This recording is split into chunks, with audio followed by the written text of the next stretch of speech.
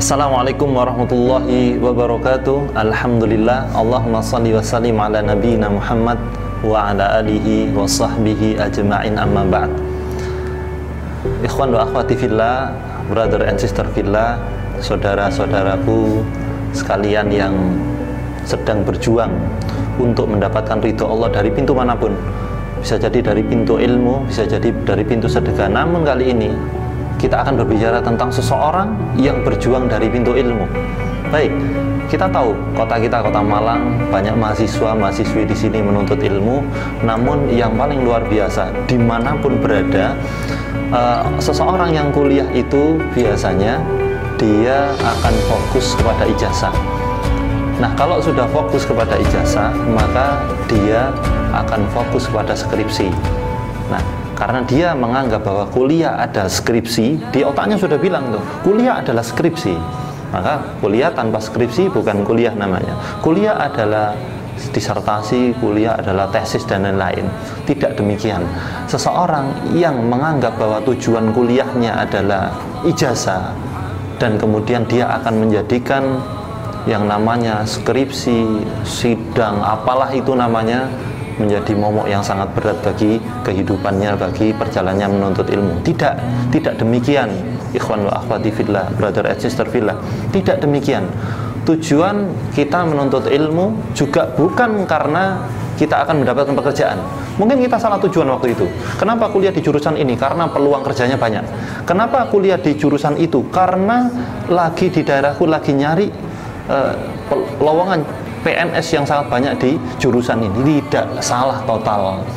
Maka kita sebagai orang beriman, hambanya Allah, pengikutnya Muhammad SAW, Nabiullah, tujuan ilmu kalau sampai bergeser hanya untuk mendapatkan dunia, maka kita tidak akan mendapatkan akhirat. Seseorang yang fokus ke dalam tujuan bumi, maka tujuan langit tidak akan dia dapatkan. Bagaimana Nabi SAW bersabda di dalam hadis yang diriwayatkan oleh Imam Ahmad. Nabi bersabda, "Man ta'alamal ilman", barang siapa dia mempelajari ilmu, namun mimma yubtagha bihi wajhillah. Ya. Dari ilmu itu dia hanya mengharapkan untuk mendapatkan wajahnya Allah, ridhonya Allah semata. Tidak yang lain, tidak karena peluang pekerjaan, tidak karena ini dan itu, tidak. Bukan, tidak hanya untuk mendapatkan titel agar status sosial di masyarakatnya meningkat, tidak untuk itu, tapi hanya untuk mendapatkan ridhonya Allah Subhanahu wa taala. Maka apa kata Nabi? La yata'allamuhu illa liyusiba bihi ardan minad dunya. Tapi dia tidak mempelajarinya hanya untuk mendapatkan sebagian dari dunia. Tidak. Sebagian, kata Nabi. Karena ada kata di sana. Ya, kemudian lam yajid arfal jannah. Orang yang kayak gitu itu, orang yang hanya ingin mendapatkan titel agar dipandang wah oleh masyarakat, orang yang akan hanya kuliah hanya untuk mengejar ijazah, hanya untuk mengejar karir, maka orang yang menuntut ilmu seperti ini, dia tidak akan mendapatkan wanginya surga. Lam yajid arfal jannah. Nauzubillah min dzalik.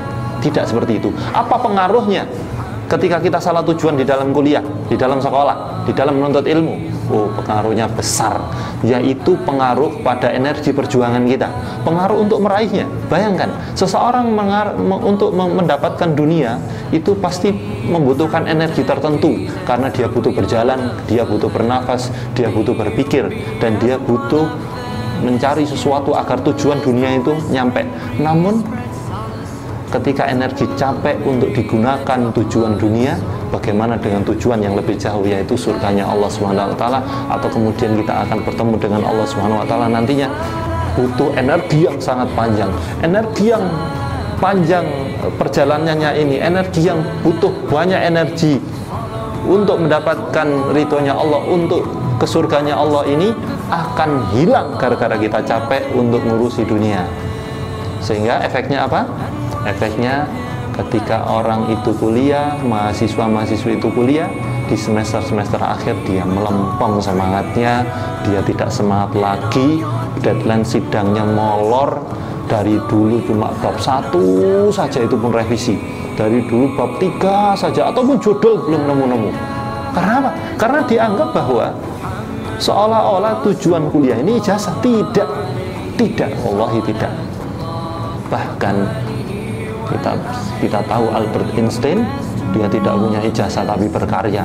Kita tidak berbicara tentang Albert Einstein-nya, tapi ini menandakan orang-orang yang bahkan tidak punya ijazah dia bisa berkarya. Tapi bukan berarti kita tidak perlu ijazah, perlu, sangat perlu. Di sisi lain sangat perlu. Nah, namun kita banyak mengetahui di bidang apapun itu mereka tidak punya ijazah tapi bisa berkarya karena tujuannya adalah akhirat. Nah, kita tahu ilmuwan Islam begitu banyak Khawarizmi, Al-Jabbar, semuanya penemu pesawat siapa. Kita tahu siapa ahli fisika di dalam Islam. Kita tahu peradaban di Andalusia waktu zaman kekhalifahan waktu itu semua dibangun atas dasar ilmu. Ilmuwan muncul di sana karena mereka mendahulukan agama, mereka mendahulukan Islam, mereka mengawali dengan iman, dengan Al-Quran. Kita tahu Ibnu Rus, ya, dia ulama dari Eropa, Cordoba. Bukan orang Arab, tapi beliau pakar di dalam banyak hal. Beliau ahli tafsir, beliau ahli fikih, ahli hadis, ahli bahasa Arab, pakar bahasa Arab, pakar fisika, pakar kimia, pakar astronomi. Bahkan kemudian bakatnya begitu banyak. Namun karena apa? Karena diawali dengan iman, diawali dengan Islam, diawali dengan tujuan, yaitu tujuan karena Allah, sehingga karya-karyanya sampai sekarang digunakan oleh para ulama. Kita tahu ada karya-karya yang monumental di dalam karya-karya Islam dan sampai sekarang digunakan. Baik, brother and sister fillah, barakallahu fikum. Kalau kita salah tujuan di dalam menuntut ilmu, di dalam memilih jurusan, juga akan mempengaruhi energi juang kita untuk survive di dalam menuntut ilmu. Kemudian, kenapa harus ilmu yang dibicarakan? Dan kemudian, kenapa seseorang penuntut ilmu ditinggikan oleh Allah derajatnya? Kita tahu Nabi kita, Nabi yang tinggi derajatnya, Nabi Muhammad SAW. Beliau adalah Khalilullah, kekasihnya Allah. Beliau adalah seseorang yang dipilih Allah, yang terpilih Al-Mustafa. Beliau adalah makhluk ciptaan Allah yang paling mulia, yang paling suci, yang paling agung dari ciptaan min sa'ir khalqi, dari semua ciptaannya Allah Subhanahu wa taala. Namun orang mulia itu yang bernama Nabi Muhammad SAW itu tidaklah diperintahkan Allah kecuali di dalamnya salah satunya ada diperintahkan untuk meminta tambahan ilmu. Di dalam surat At-Taha ayat 114, ayat surat ke-20 di dalam Al-Quran, wa qur rabbi zidni ilma, dan katakanlah Muhammad, berdoalah kepadaku, ya Rabb, wahai Tuhanku, tambahkanlah aku ilmu. Ilmu begitu penting. Maka orang tanpa ilmu dia tidak akan tahu arah. Sebagaimana seseorang harus mengetahui ilmu tentang untuk apa dia kuliah, untuk apa dia mengerjakan skripsi ini, untuk apa dia harus bersusah payah mengeluarkan energi, materi, semuanya untuk mengerjakan revisian yang setumpuk itu. Tentu saja untuk mendapatkan wajahnya Allah Subhanahu wa taala, yaitu ridhonya Allah Subhanahu wa taala. Kalau sudah yang dikejar adalah ridhonya Allah melalui ilmu, melalui tambahan ilmunya hanya untuk mengejar ridho Allah, maka kerikil-kerikil ujian yang namanya dosen killer, yang namanya kertas revision dicoreti terus dengan tinta merah, yang namanya mengejar jadwalnya dosen pembimbing itu sulit, akan tampak remeh, tampak kecil, karena yang dicari adalah sesuatu yang besar, ya, sesuatu yang agung dari yang maha agung, yaitu wajahnya Allah Subhanahu wa taala. Namun kebalikannya, kalau tujuannya sesuatu yang kecil, yaitu sekedar ijazah, maka dia akan capek, demi Allah dia akan capek. Dan kalau orang sudah capek dan keseringan capek, tentu saja orang seperti ini akan mudah down. Dibentak sedikit oleh dosen pembimbing padahal dia salah, down. Oh, dosen pembimbingnya kok keren banget, killer banget, kejam banget. Tidak, standar keberanian, kekuatan mental kita yang turun sebenarnya. Karena apa? Karena tujuannya adalah tidak mengharapkan wajahnya Allah. Baik, apa hubungannya ketika ilmu umum ini kita pelajari? ilmu umum bukan ilmu agama.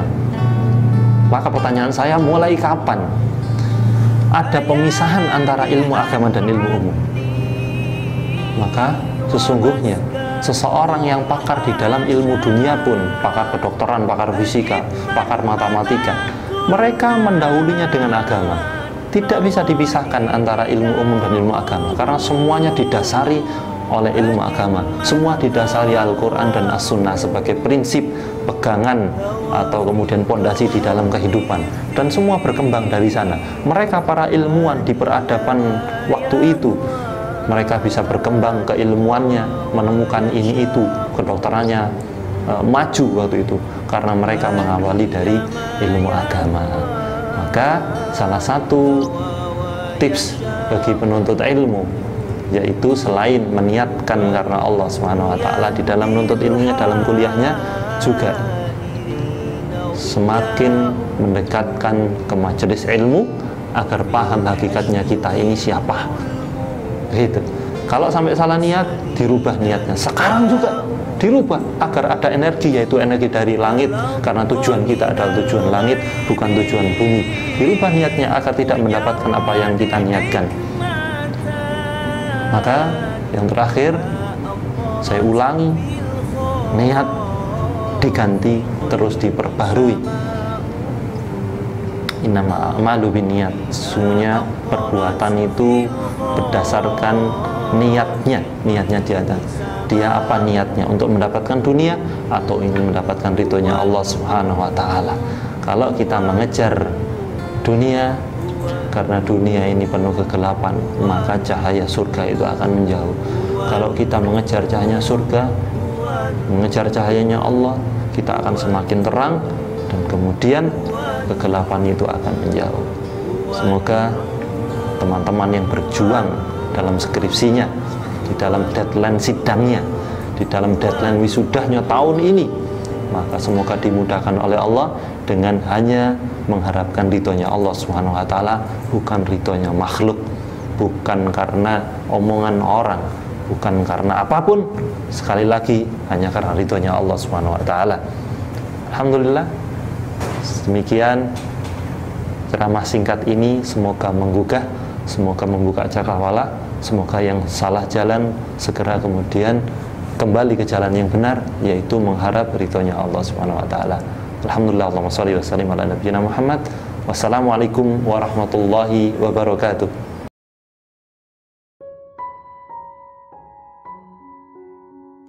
Ilahi, in kunta qabilta taubati wa ghafarta khaubati fa akrimni bil fahmi wal khifzi hatta akhfadhu kullama sami'tu minal ilmi wal qur'ani. Ilahi, akrimni bi husni sauti wan nagmati hatta annahu man sami'a qiraati yazdadu riqqatan fi qalbihi in kana qasiyal qalbi. Ilahi, akrimni bi rizqil halali warzuqni min haitsu la ahtasib.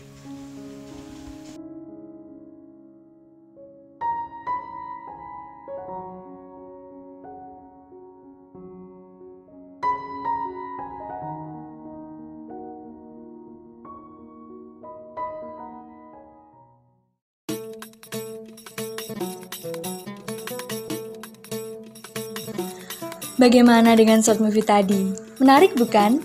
Untuk kakak-kakak tingkat akhir, mari berpartisipasi dalam menjawab pertanyaan berikut ini, karena akan ada hadiah bagi kakak tingkat akhir yang beruntung. Untuk dapat menjawab pertanyaan tersebut, jawaban dapat disampaikan dalam kolom komentar postingan YouTube ini. Jadi, jangan lewatkan kesempatan emas ini ya kakak-kakak.